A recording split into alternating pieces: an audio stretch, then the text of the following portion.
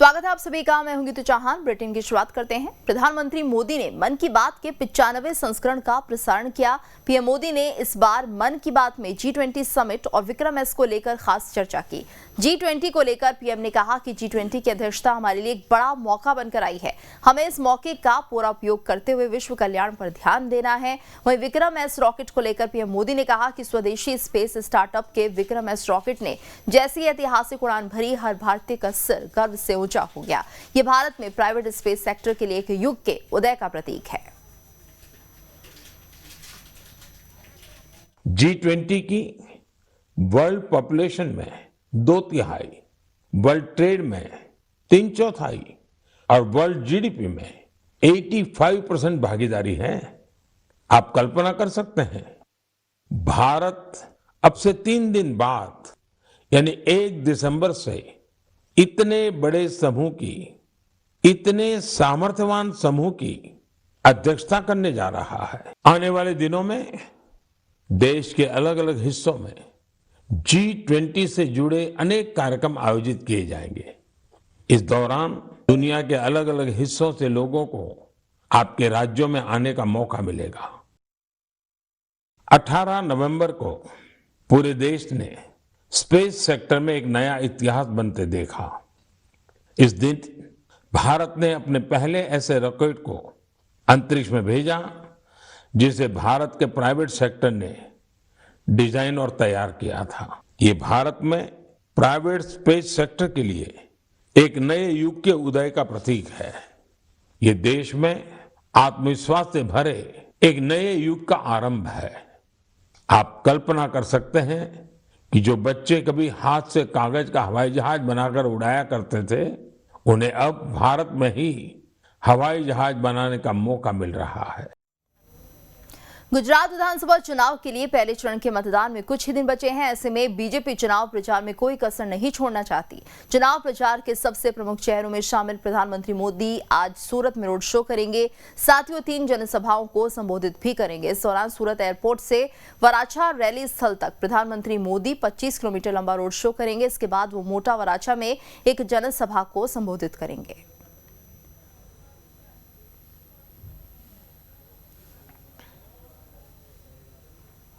मानवता के लिए सबसे बड़ा खतरा कट्टरपंथ की लकीर पर खींचा गया दहशतगर्दी का खूनी कारोबार है और भारत के साथ पूरी दुनिया इससे परेशान है, जिसको लेकर कुछ दिनों पहले ही पीएम मोदी ने आतंकी संगठनों की फंडिंग पर करारा वार, टेररिज्म के खिलाफ सबसे असरदार कदम बनाया था। और अब गुजरात में बीजेपी कट्टरपंथ विरोधी कानून बनाकर इसे रोकने की तैयारी में जुट गई है। इसके अलावा बीजेपी सामान्य नागरिक संहिता कानून को लेकर भी काफी सख्त नजर आ रही है। देखिए मोदी का सख्त संकल्प।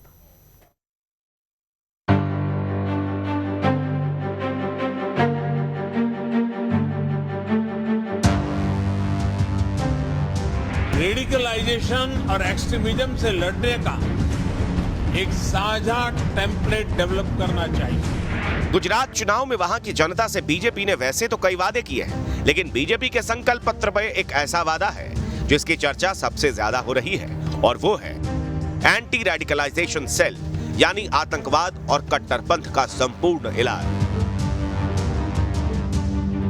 गुजरात चुनाव में पीएम मोदी का ये वो मास्टर स्ट्रोक है जिसके आगे कोई भी टिक नहीं पाएगा। दरअसल पीएम मोदी कई बड़े मन से कट्टरपंथ के बढ़ते खतरे पर बात कर चुके हैं। मोदी बार बार कट्टरता और कट्टरपंथ को दुनिया के लिए सबसे बड़ा खतरा बता चुके हैं और इसी महीने G20 समिट के दौरान भी मोदी ने आतंकवाद और कट्टरपंथ के खिलाफ मिलकर लड़ने की बात की थी।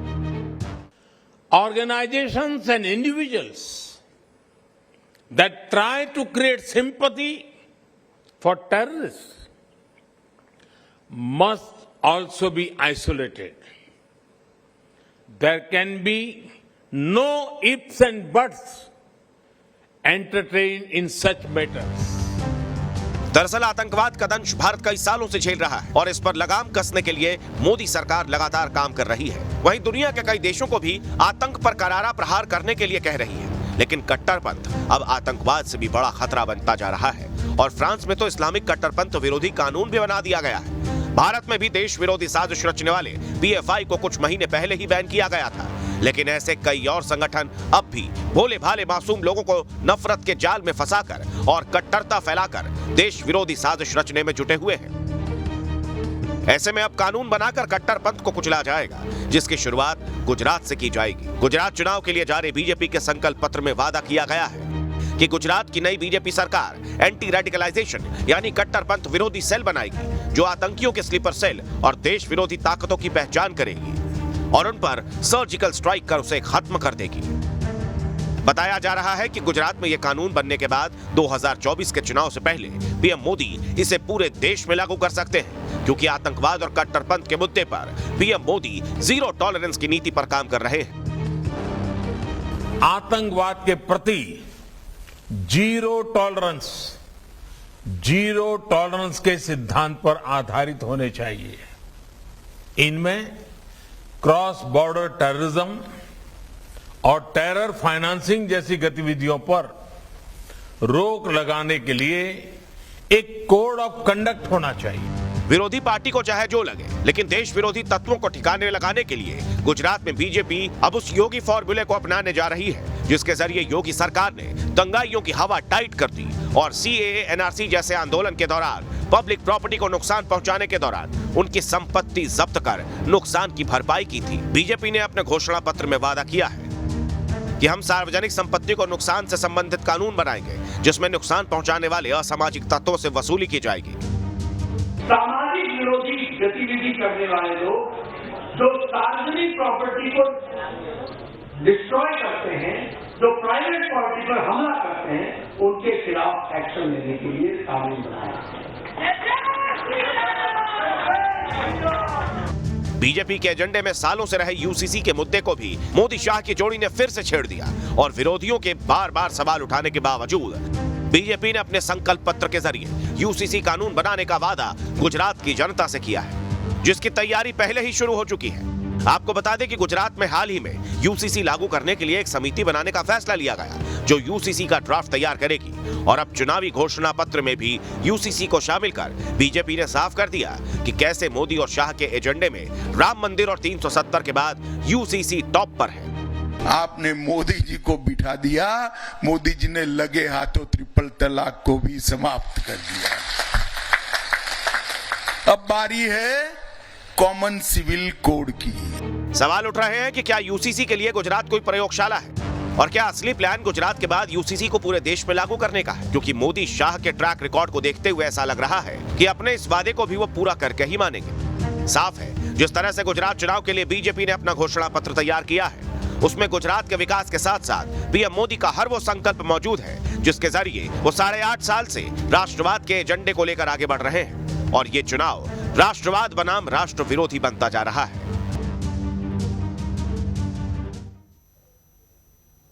कांग्रेस सांसद राहुल गांधी की भारत जोड़ो यात्रा मध्य प्रदेश की आर्थिक राजधानी कहे जाने वाले इंदौर तक पहुंच चुकी है, जिसमें देश और प्रदेश के कई बड़े कांग्रेस नेता शिरकत कर रहे हैं और बड़ी संख्या में लोग भी शामिल हो रहे हैं। आइए इस रिपोर्ट के माध्यम से समझते हैं कि मध्य प्रदेश में यात्रा के क्या खास बिंदु हैं।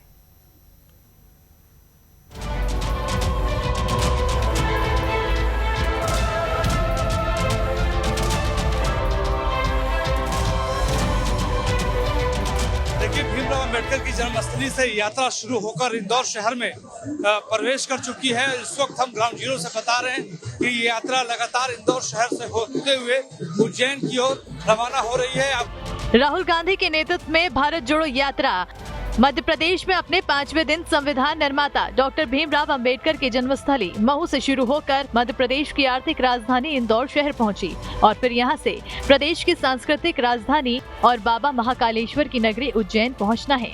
यात्रा को देखते हुए सुरक्षा के पुख्ता इंतजाम किए गए हैं, जहां पर बड़ी संख्या में आम लोग और कांग्रेस के कई दिग्गज नेता भी साथ साथ चल रहे हैं। जहाँ पर न्यूज स्टेट से बात करते हुए कांग्रेस के महासचिव जयराम रमेश ने यात्रा को ऐतिहासिक बताया है और प्रदेश में खराब सड़कें होने पर सवाल खड़ा किया है। हमने शपथ ली संविधान को सुरक्षित रखने के लिए। जो हमले हो रहे हैं, आक्रमण हो रहा है हमारे संविधान पर, संवैधानिक सिद्धांतों पर, संवैधानिक प्रावधानों पर और संवैधानिक संस्थाओं पर जो आक्रमण हो रहा है मोदी सरकार की ओर से, उसका हम कड़ा मुकाबला करेंगे। एक बात याद रखनी चाहिए कि डॉक्टर बाबा साहब अम्बेडकर हमारे संविधान के निर्माता थे, पर बिना कांग्रेस पार्टी के संविधान सभा में ये संविधान नहीं बन सकता था। ये अम्बेडकर जी ने खुद स्वीकारा है अपने भाषण में 25 नवंबर 1949 को।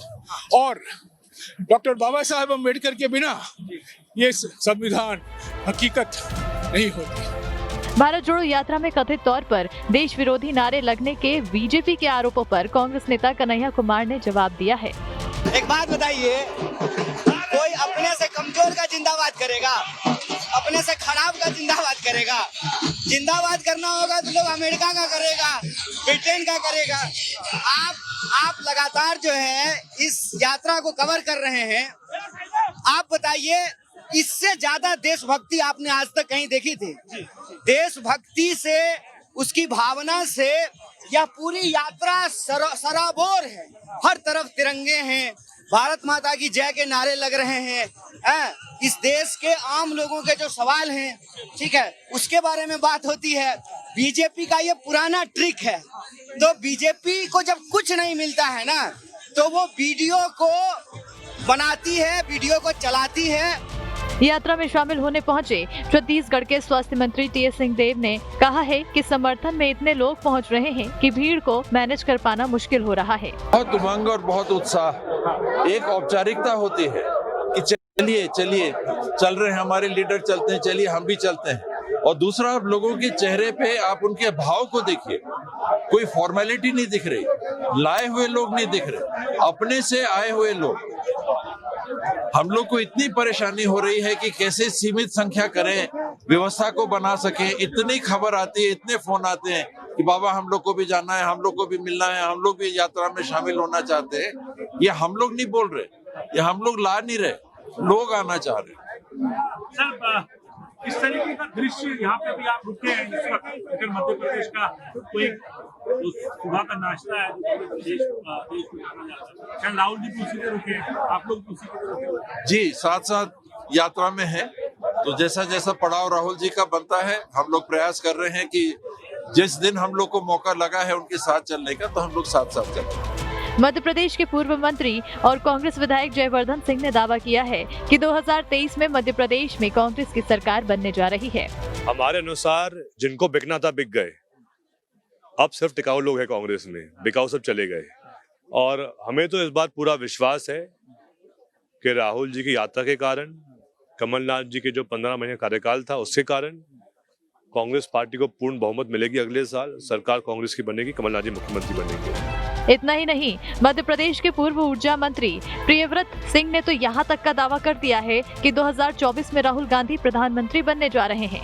राहुल गांधी जी प्रधानमंत्री बनेंगे, ये तो है ही सही, ये तो सत्य है। पर जो राहुल गांधी जी का संदेश और उद्देश्य है, जो आज जनता के बीच में उनका मैसेज जा रहा है प्यार मोहब्बत का, जिस प्रकार से बच्चे उनसे आके मिल रहे हैं, जो इस देश का भविष्य है, और जो एक सकारात्मक ऊर्जा वो उनके अंदर प्रभावित कर रहे हैं, वो एक बहुत ही अच्छा संदेश है और वो इस देश को एक नए आयाम पर ले जाएगा। बात प्रधानमंत्री बनने तक की नहीं है, बात इस देश को एक ऐसे पैमाने पे ले जाने की है जहां नफरत और डर और भुखमरी और बेरोजगारी, इस सब को छोड़कर एक अच्छा सकारात्मक माहौल हो। और सकारात्मक माहौल के अंदर जो बच्चा बड़ा होता है, आप भी सब जानते हैं, जिस प्रकार से लिखते हैं लेखक, लिखते हैं पॉजिटिव एनवायरनमेंट चेंजेस एवरीथिंग। तो a positive environment has to be constructed in the country, और उसी पॉजिटिव एनवायरनमेंट के को लेकर राहुल गांधी जी संघर्ष कर रहे हैं। और राहुल गांधी जी आज इस यात्रा को लेकर, और जो सपोर्ट मिल रहा है आप स्वयं देख रहे हैं किस प्रकार से सपोर्ट मिल रहा है, ताकत से सपोर्ट मिल रहा है, और युवा पीढ़ी का सपोर्ट सबसे ज्यादा मिल रहा है। भारत जोड़ो यात्रा कन्याकुमारी से चलकर मध्य प्रदेश में पहुंच चुकी है। अब तक 79 दिनों की यात्रा में से 5 दिन मध्य प्रदेश में भी बीत चुके हैं और अब तक यात्रा 2400 किलोमीटर का सफर पूर्ण कर चुकी है। इस वक्त आपको हम तस्वीरों में दिखा रहे हैं कि भारत जोड़ो यात्रा किस रूप में और किस तरीके से चल रही है। लगातार मध्य प्रदेश के भीतर भारत जोड़ो यात्रा आगे बढ़ती जा रही है। उज्जैन में एक बड़ी रैली का आयोजन राहुल गांधी के नेतृत्व में किया जाएगा। महू यानी भीमराव अंबेडकर की जन्मस्थली से बड़ा मैसेज देने के बाद राहुल गांधी का ये पड़ाव, ये भारत जोड़ो यात्रा अब इंदौर शहर की ओर आगे बढ़ रहा है। हमारे सहयोगी संदीप सिंह के साथ मोहित राज दुबे।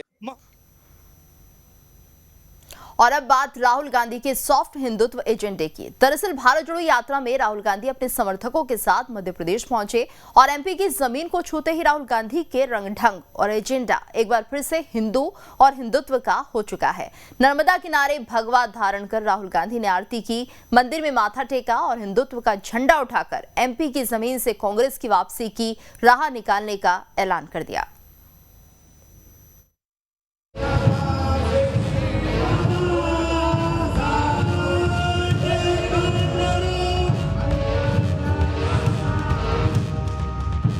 कांग्रेस के राजकुमार राहुल गांधी को रह रहकर हिंदू और हिंदुत्व का ख्याल आता है और राहुल गांधी का ये शॉर्ट टर्म हिंदुत्व बीजेपी के लिए बड़ा हथियार बन जाता है।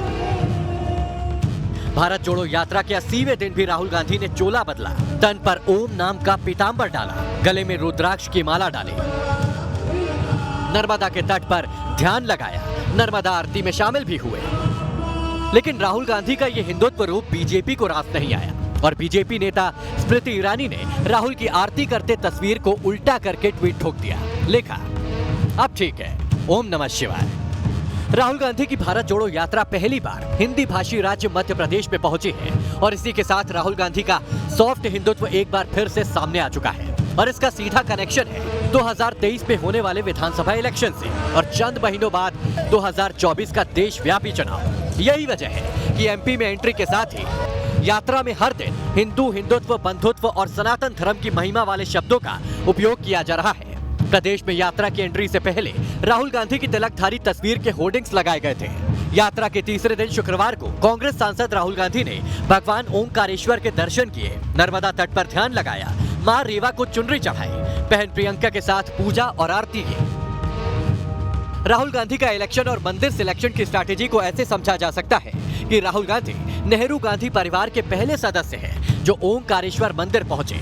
इससे पहले इंदिरा गांधी और राजीव गांधी मंदिर के पास से गुजरे जरूर, लेकिन दर्शन करने का पुण्य नहीं कमाया। एमपी में राहुल के ओंकारेश्वर धाम पहुंचने के पीछे श्रद्धा, भक्ति है या फिर टोटका, इसको लेकर भी बहस तेज हो गई है। दरअसल 2018 में राहुल गांधी ने चुनाव प्रचार की शुरुआत ओंकारेश्वर मंदिर दर्शन से की थी और चुनाव में कांग्रेस 114 सीटों के साथ सबसे बड़ी पार्टी बनकर एमपी की सत्ता में आई और कमलनाथ की अगुवाई में तकरीबन 15 महीने तक कांग्रेस की सरकार रही। लेकिन उसके बाद भी राहुल गांधी ने खूब घंटा घड़ियाल बजाया, तिलक लगाया, यहाँ तक कि जनेऊ भी धारण किया, लेकिन शायद देवताओं ने राहुल गांधी की नहीं सुनी और न ही चुनावी वैतरणी में कांग्रेस का बेड़ा पार लगा। कांग्रेस के हाथ से दिल्ली गए, कांग्रेस यूपी में विलुप्त सी हो गई, बिहार से कांग्रेस का पत्ता साफ हो गया, पंजाब में भी कांग्रेस बची कुची साख लुटा बैठे और पश्चिम बंगाल का तो हाल पूछिए ही मत।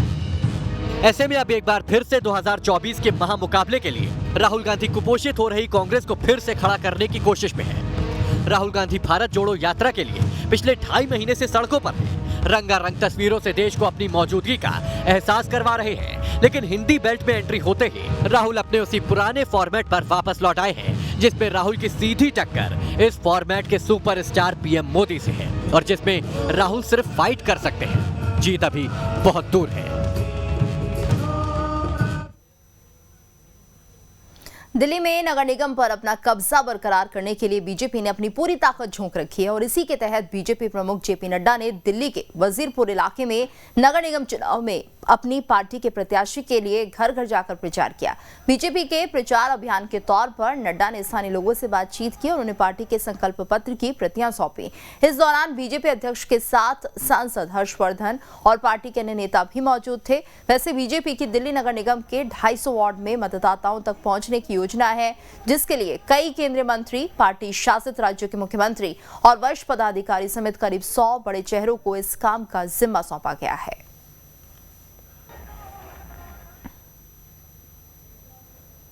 दिल्ली की हवा एक बार फिर जहरीली हो चुकी है। दिल्ली का एयर क्वालिटी इंडेक्स की बात करें तो ये 300 के करीब पहुंच गया है। जानकारों की माने तो दिल्ली फिर गैस चैम्बर बनने के कगार पर है और अगले 3 से 4 दिनों तक प्रदूषण का स्तर काफी खराब रह सकता है। इसके साथ ही दिल्ली से सटे नोएडा में भी प्रदूषण का खतरा बढ़ गया है, क्योंकि यहां भी एयर क्वालिटी इंडेक्स 350 के करीब दर्ज किया गया है।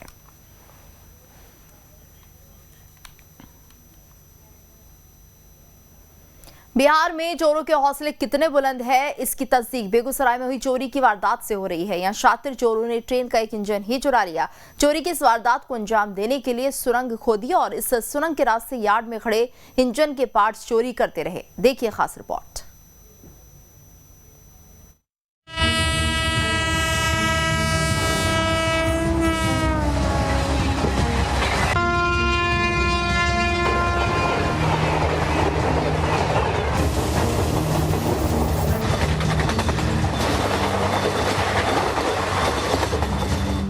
क्या कभी आपने सुना है कि इतनी भारी भरकम ट्रेन को कोई चुरा सकता है? अगर नहीं सुना तो आज देख ही लीजिए कि कैसे चोरों ने ट्रेन के इंजन को ही गायब कर दिया।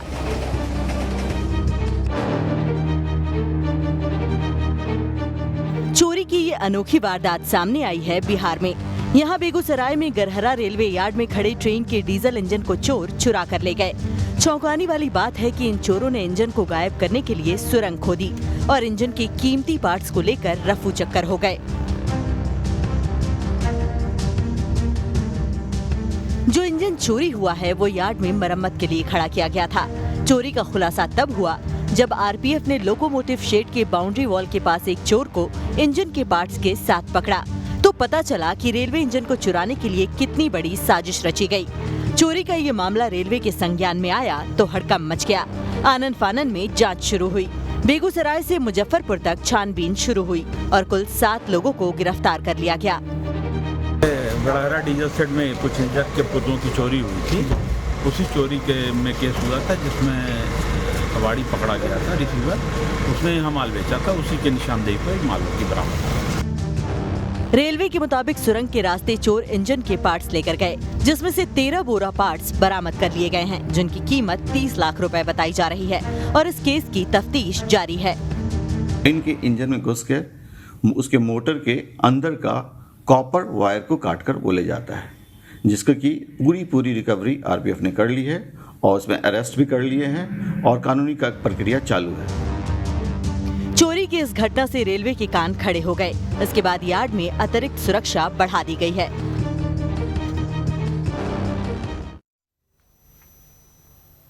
और इसी के साथ इस बुलेटिन में फिलहाल इतना ही।